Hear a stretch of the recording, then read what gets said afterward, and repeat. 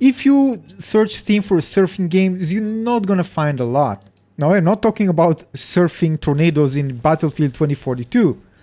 Real surfing, sports. And I tried those who actually existed. Visual surfing, by the way, looks amazing, but the controls were off. I think this is why it actually wasn't able to succeed. But there was one old game, retro game it was from 1987, but was introduced into the Sega Master System in 1989, is part of the California games. So I decided to buy it. Now, I played it when I was a child and I'm nostalgic about this game, but it doesn't matter. I still remember it being a really, really fun game.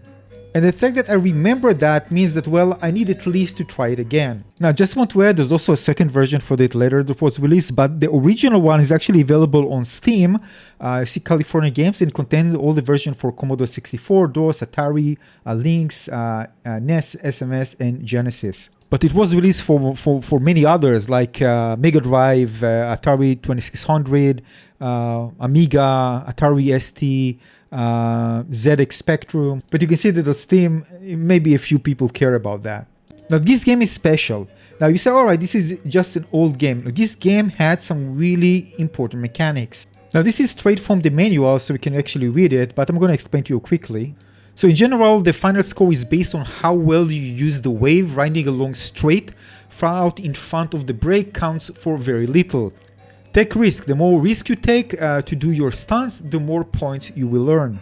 So you are scored for the length of your ride, the number of turns you make, and your speed each time you turn. You also earn high points from the judges for riding in the tube underneath the curl of the wave and riding near the brake.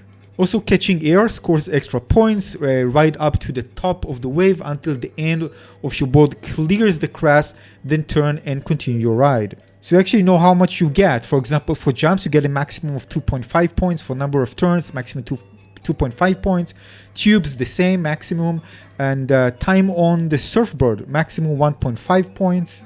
So you get the maximum, of course, if you stay on the board and not fall down. And you can do cutbacks, 360 and more. And basically, this is very smart for... This is a game from 1989. So I think back then it was, I think, quite evolutionary.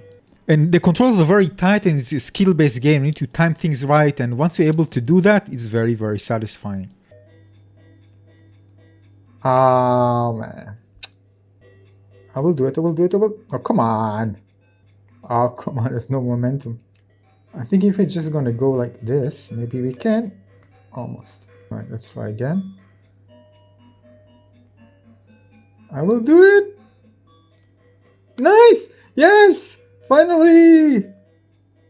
Another cool fact, by the way, reportedly that a surfer wrote this specific surfing game within the big game itself. And I didn't know about it, by the way. I read it just today. So actually it explains why it's actually plays so well, why it's so fun and addicting. Now this game has other game modes. I'm just going to quickly go over them. For example, like BMX, disc throw, which is less impressive, but fun when you're able to get kind of long throw. There's also one that I remember liking, was very, very hard and very satisfying, by the way, when you're able to make it. You need to kind of, jump the ball, make sure it stays in the air for a long time, and you can do different tricks. That actually also was very, very satisfying. There's also skating. So all of them are cute and kind of nostalgic, but this is just nothing compared to the surfing.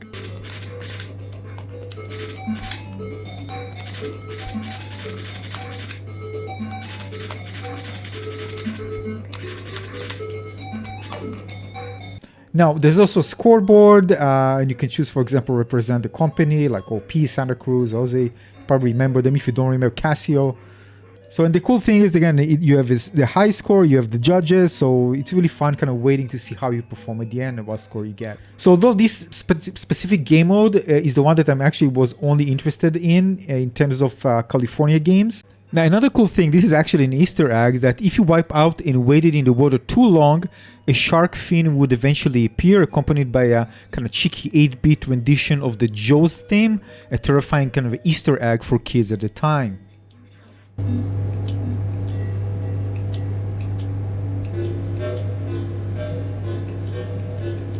I know probably it's going to be sad saying, but I think that this is one of the best surfing games that we have to date.